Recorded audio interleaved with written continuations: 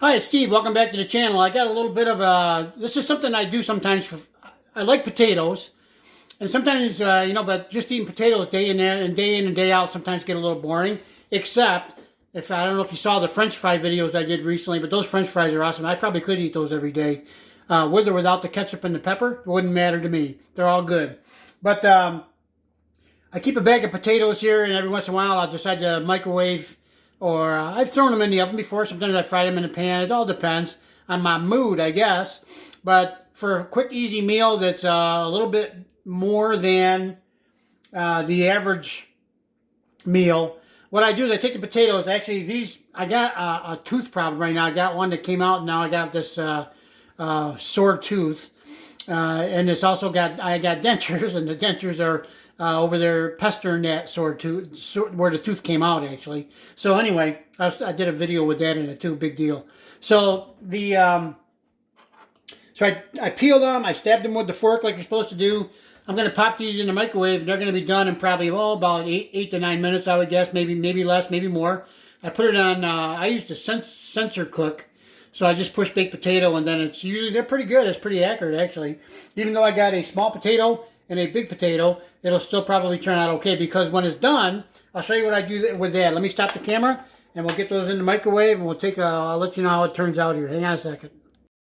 So, let me peek down here. So while we're waiting for the potatoes to cook, I think they're getting almost done. I just wanted to show you, this is what I do for my dog. I cut up fresh raw meat because I did some research on the internet that said this is good for their joints. My dog's getting a little bit older, and sometimes she gets a little stiff. And since I've been feeding this meat probably it's not every day, but I probably give it maybe 3 or 4 times a week, which is quite a lot. But still, I always look at it that if she wasn't here with me and she was out in the wild, she'd be eating probably pretty much garbage and raw meat, right? So this is raw meat. I'm going to say the other stuff might be garbage. She loves these little things. You get them Old Roy at Walmart. They're pretty expensive, but you get it's like $21 for 100 of them, so it's not that bad. And then I give her these little crunchy bones here that she likes keeps her teeth nice and clean. So what I do is at Walmart, when I go, I'm a cheapskate, right? So I find sometimes they have these packages like this. I just bought this a few minutes ago. It's got, I don't know if you can see the number on it or not, but it says it's, I'm saving $1.61, but it said the savings price was, hang on a second. The original price up there in the white, it says it's $7.34 a pound, and then down below it says you save, and then it says it puts the price at $5.88 a pound. So it's a pretty good savings, and this is a decent cut of meat. It's not bad. I mean, it's a good meat for like a sandwich meat or anything like that. I'm not going to eat any of it. All of it's going to go to my dog. I'll eat these baked potatoes that we're making, or these modified potatoes, and that's good enough for me. But anyway, she really likes it. She gobbles it down pretty good, and I think it's been a wonder for her joints. So this is what I do to save a little money on that, because meat's not expensive, but I'm going to take care of my dog regardless of the price. So there you go. So I just wanted to show you that, and now I'm going to go feed my dog, and I'll be right back. Okay, so the taters just came out of the microwave. I'm sure they're done. I haven't squeezed them like you normally do to find out.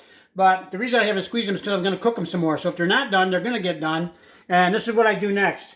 I don't usually have the butter on the fork, but I take they're nice and soft. I like that. Okay, this one, that one, of course, that one's smaller, so that would be probably soft anyway. So what I do is I don't really mash them up entirely.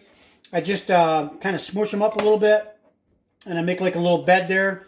And what I do with that is I take the butter. I put that in there. It's actually not butter. It's country crock. There you go. Spit it out, Steve. I dump a little water in there because it's going to soak in the potatoes. I don't have any milk on hand, so I'm going to use water, and it's okay. It's not going to be that much different. I'm going to line the outside of this particular dish with these little chicken nuggets. I just noticed when I bought chicken nuggets first time, I bought them before, but they're usually bigger. Now they're smaller and they cost more. Go figure, right?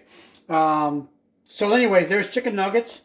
And what I like to do is I have these, you've seen this probably on the other videos I've done. I like to use freshly sliced jalapenos. I keep them in the refrigerator at all times. And I put a nice generous supply of those on there because I like jalapenos. Some people might not like them, so you don't have to use them. You could use really anything. I don't know, whatever you like. You can put onions on there, mushrooms, nothing at all, just butter. Butter's not bad. Now, the other thing I do when it comes out of the oven, or when I'm going to put it back in the microwave for, I think I'm going to do probably 3 minutes to make sure those chicken nuggets get done. That's probably too much, but I like my food hot. So I'm going to pop it back in the microwave for 3 minutes. And when it comes out, I'll show you what I'm going to do next. What I'm trying to do is take a basic potato and turn it into something almost like a meal. Hang on a second. Let's get that in the oven. Put the lid on. Or not the oven, the microwave. Sorry, wrong term. Pop that in there for 3 minutes. I might stop it early. I want to make sure the chicken nuggets get unfrozen. So that's cooking. So, I'll just talk to you here. Let me get my head down here. We can see me. So, really you can do anything. Sometimes if I have tomatoes on hand, I'll cook the baked potatoes in the oven.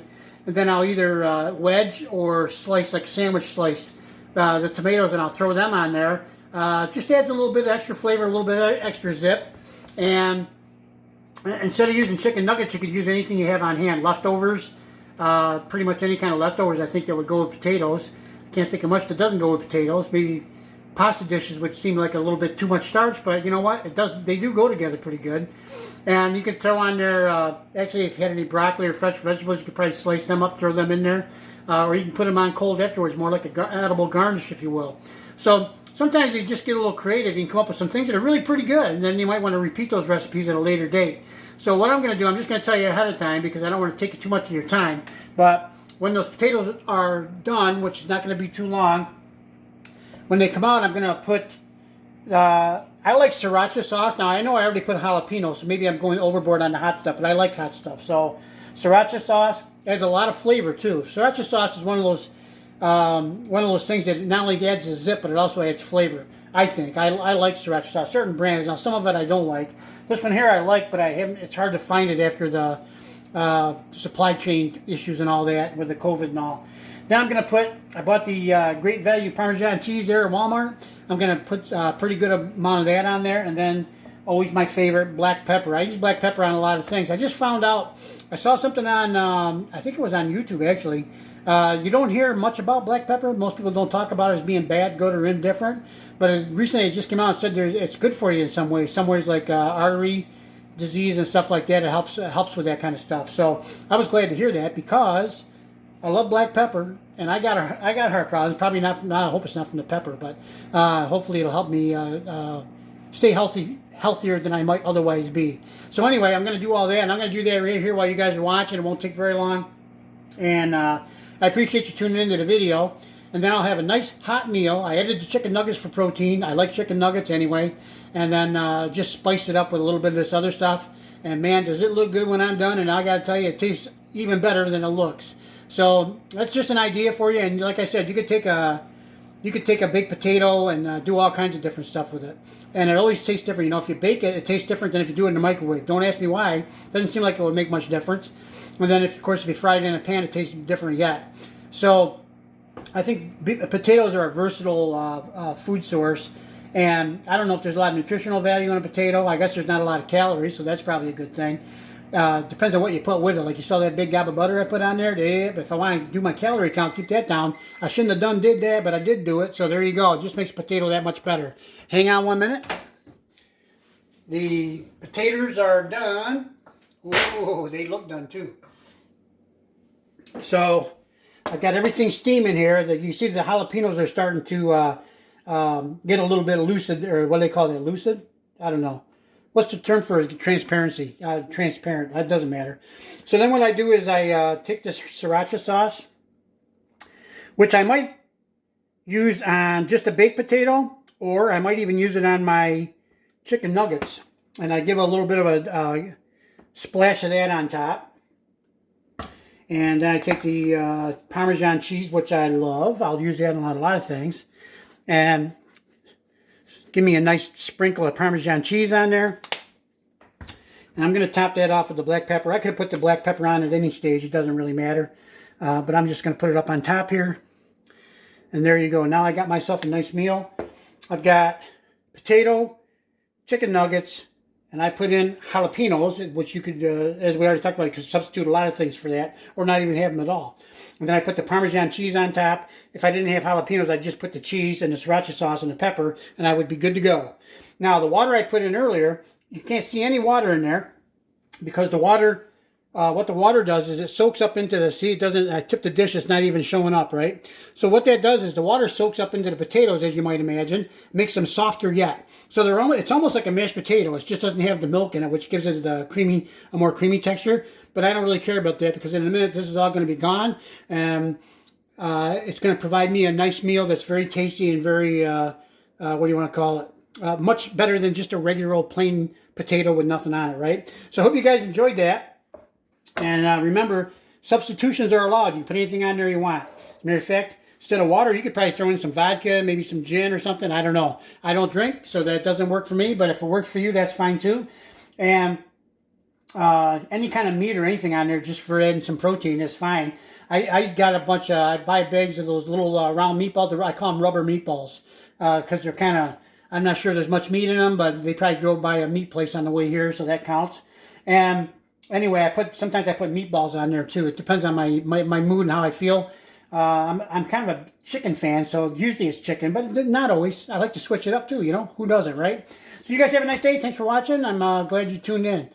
And remember, this is Steve, and love and peace to all. Bye-bye.